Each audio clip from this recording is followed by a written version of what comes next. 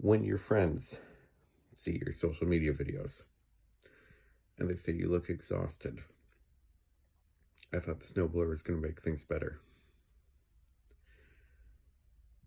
Then when you are spending time with your kid, you still feel exhausted.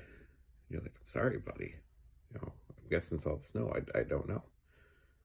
But you do your best to just have a good day. And then when you wake up this morning and you feel like crap, absolutely horrible, and your kid flat out says, Dad, I don't think you should go to work today. Something's wrong. So I do feel better, but I gotta say this morning was rough. No snow though.